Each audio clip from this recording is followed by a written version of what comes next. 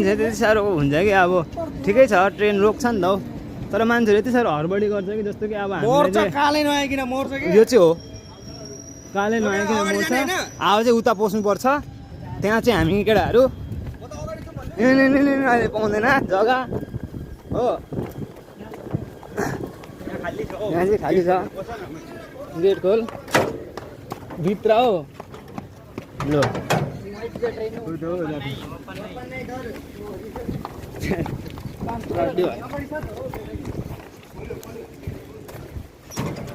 ल्याउ न होइन यहाँबाट पस्नु हौ किन हरबाट आएको केटाहरू चाहिँ त्यसै हराउनु यो चाहिँ हो हाम्रो स्टेसन ट्रेनबाट बास पनि बस्दा हुन्छ सरी